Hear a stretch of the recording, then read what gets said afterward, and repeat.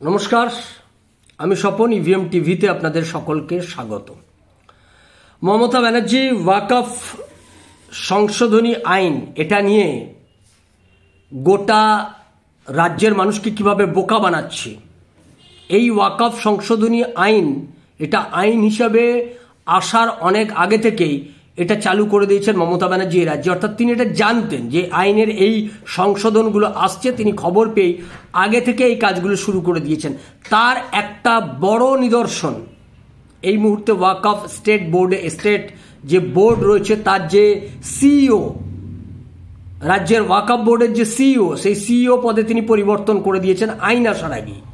এবার আপনাদের আরেকটা উদাহরণ দেখাবো। আগেরটা আমি সকালে ইভিএম নিউজে লাইভ করেছি, যারা দেখেননি তারা @ইভিএম নিউজ সার্চ করুন, ইউটিউবে সার্চ করে ওই লাইভ সেকশনে গিয়ে ওটা দেখে নিন।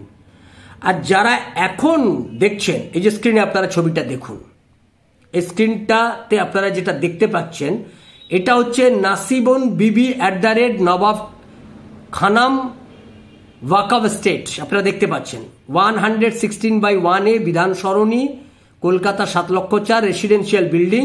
আপনারা দেখছেন অ্যাড্রেসটা দেখতে পাচ্ছেন, 1A অক্ষয় বোসলেন, কলকাতা 4 মসজিদ, আন্ডার ইসি নাম্বার 890। কমিটি মুতওয়াল্লি of Nasibun Bibi Nawab Khanam Waqf state duly constituted under the statutory provision of the Waqf act 1995 etcetera etcetera যা লেখা আছে এটা তো আছেই, এটা নিয়মকানুন যা আছে সে মেনেই ওরা লিখেছে। মূল যেটা আপনাদেরকে দেখাবো, আপনারা এখন স্ক্রিনে দেখুন, নামগুলো একটু দেখে নিন। সেখানে দেখতে পাবেন জনাব সারিকিউ খান, কন্ট্যাক্ট নাম্বার দেওয়া আছে, প্রেসিডেন্ট। ভাইস প্রেসিডেন্ট কে দেওয়া আছে? জনাব এহসান আহমেদ, ভাইস প্রেসিডেন্টের নাম দেওয়া আছে। অলোক নায়ক 3 নম্বরের নামটা দেখুন, অলোক নায়ক, তার কন্ট্যাক্ট নাম্বারও দেওয়া আছে। ভাইস প্রেসিডেন্ট হিসেবে তার কন্ট্যাক্ট নাম্বার দেওয়া আছে। জনাব আনিসুর রহমান, সেক্রেটারি হিসেবে তার নাম দেওয়া আছে। জনাব মোহাম্মদ ওয়াসিম রাজা, অ্যাসিস্ট্যান্ট সেক্রেটারি হিসেবে তার নাম দেওয়া আছে। মজার ব্যাপার, ট্রেজারার হিসেবে নাম অভিজিৎ দাস।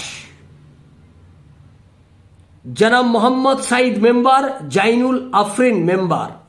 অর্থাৎ এই যে ওয়াকফ বোর্ডের যে কমিটি তৈরি হয়েছে, এই কমিটিতে 8 জনের মধ্যে 2 জন আছেন অহিন্দু, অমুসলিম। মমতা ব্যানার্জি তারা বলছেন এটা আমরা, এই পরিবর্তনটাই তো আইন হয়েছে, আর তো কিছু হয়নি, এই সংশোধনীটাই তো এসছে, এইটা নিয়েই তো তারা আপত্তি জানাচ্ছে। অথচ দেখুন এখানে এই সংশোধনী কবে, এটা ডিসেম্বর 2024, 4 ডিসেম্বর এখানে কমিটি তৈরি হয়ে বসে রয়েছে।